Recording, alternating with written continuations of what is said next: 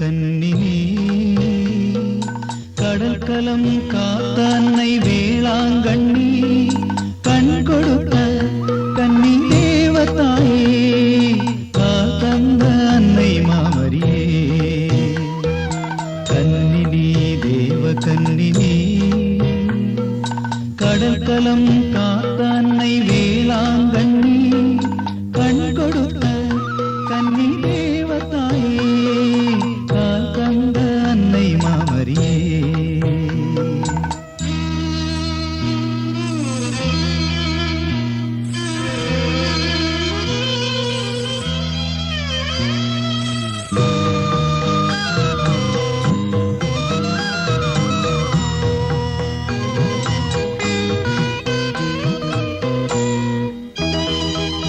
பிறவி ஊமை பேச வைத்தாயே, பாலன் சேசோடு வந்து பால் கேட்டாயே.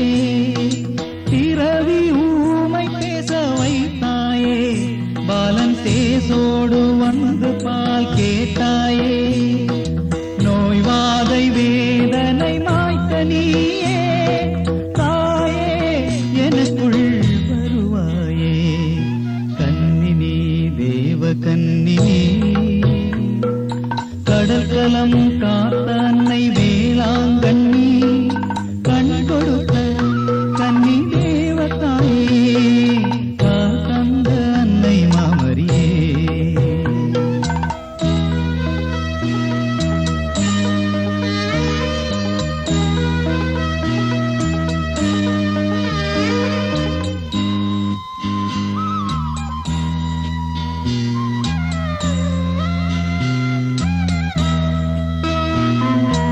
அருட்காட்சி சாலை உன்னருள் சாட்சி அம்மா, பாவியத்திருந்த ஞானம் இது பீடமம்மா.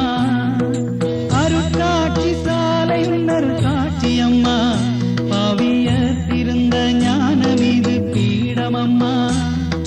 புனித தீர்த்தம் மாதாவும் குளமம்மா, அதன் வழி கல்வாரி பாதையம்மா.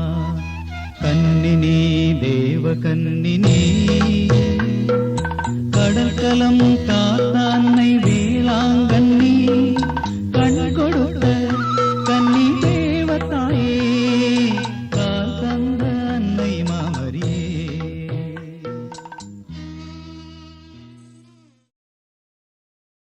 செப்டம்பர் மாதம் 6ஆம் தேதி, பொதுக்காலத்தின் 22ஆம் வாரம், சனிக்கிழமை. முதல் வாசகம். திருத்தூதர் பவுல் கொலோசியருக்கு எழுதிய திருமுகத்திலிருந்து வாசகம். அதிகாரம் 1, இறை வார்த்தைகள் 21 முதல் 23 முடிய. சகோதர சகோதரிகளே, முன்பு நீங்கள் இறைவனோடு உறவற்றவர்களாய் இருந்தீர்கள். அவரை பகைக்கும் உள்ளம் உடையோராய் தீச்செயல்கள் புரிந்து வந்தீர்கள்.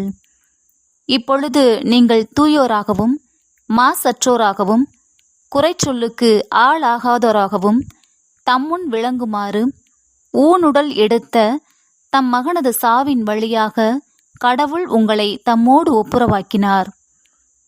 நீங்கள் நற்செய்தியை கேட்டு பெற்றுக்கொண்ட எதிர்நோக்கை இழந்து விடாமல் நம்பிக்கையை அடித்தளமாக கொண்டு அதில் உறுதியாக நிலைத்திருங்கள்.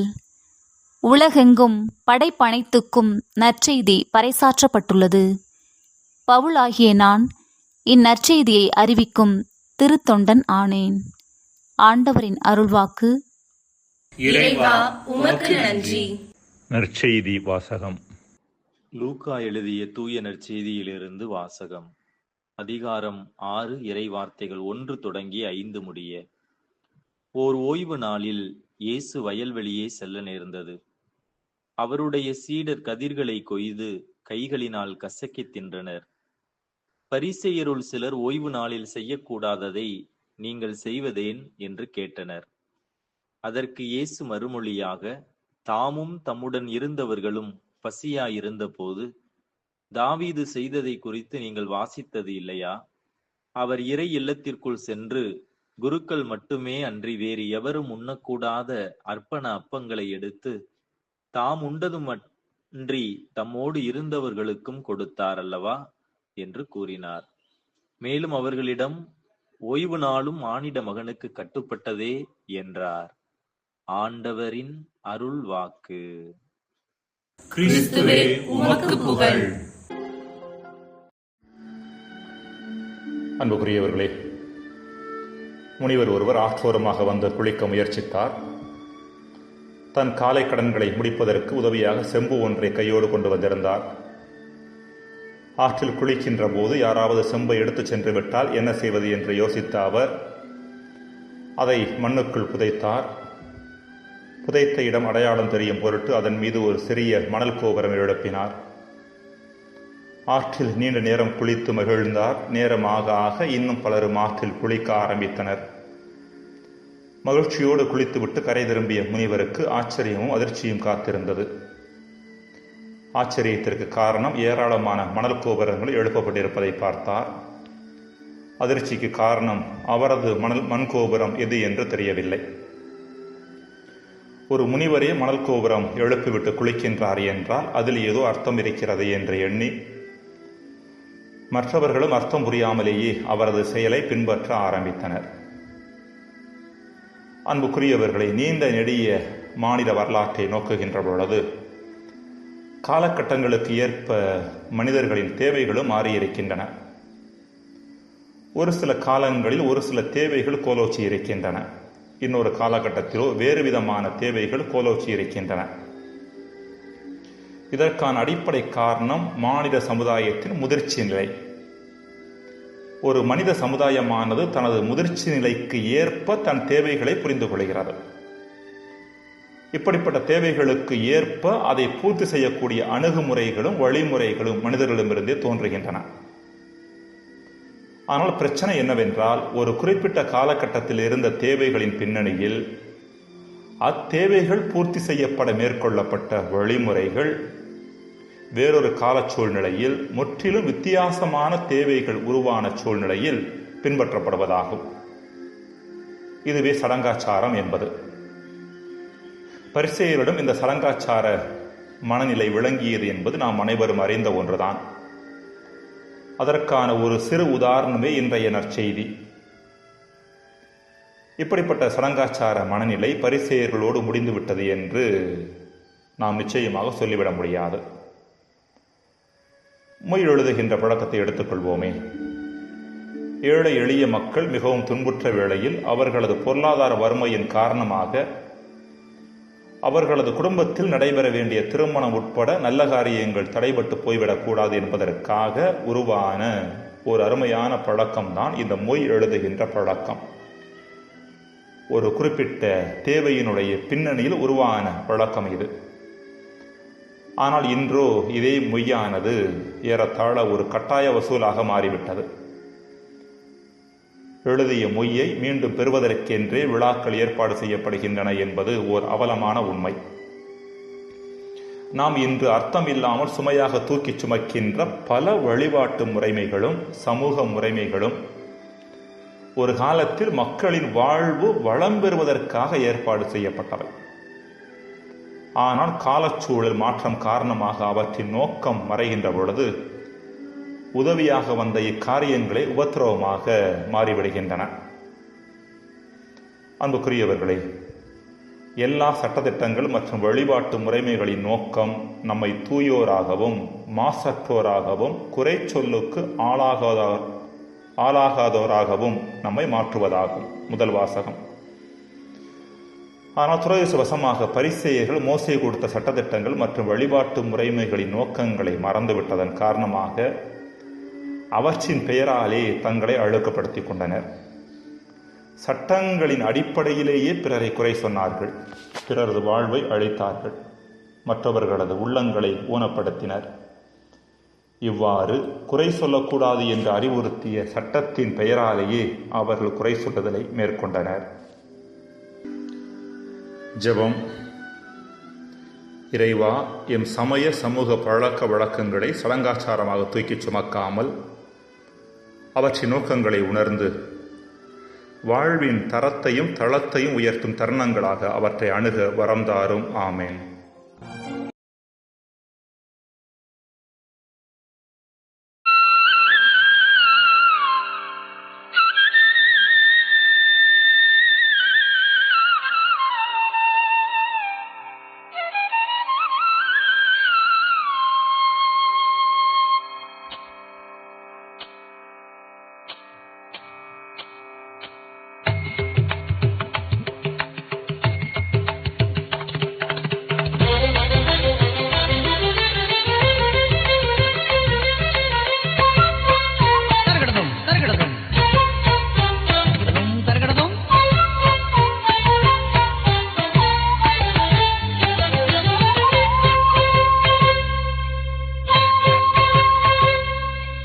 உண்மை பலியை உணர்ந்து தருகின்றோம்.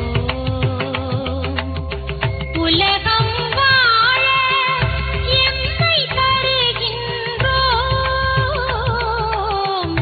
எம்மை தருகின்றோம். உண்மை பலியை உணர்ந்து தருகின்றோம். உலகம் வாழ எம்மை தருகின்றோம். எம்மை தருகின்றோம்.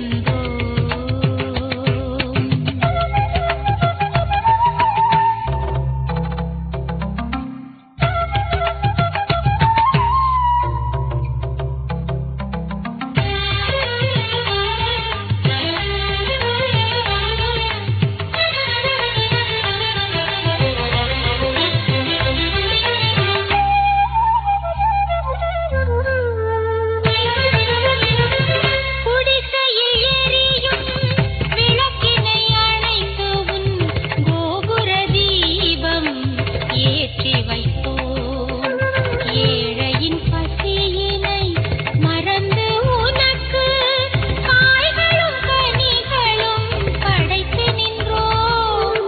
குடிசையில் எரியும் விளக்கினை அணைத்து உன் கோபுர தீபம் ஏற்றி வைத்தோம். ஏழையின் பசியினை மறந்து உனக்கு காய்களும் கனிகளும் படைத்து நின்றோம்.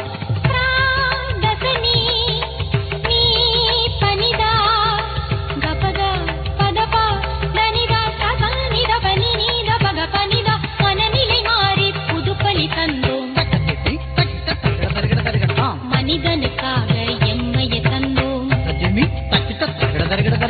மனநிலை மாறி புதுப்பலி தந்தோம். மனிதனுக்காக எம்மையை தந்தோம். மனிதன் வாழ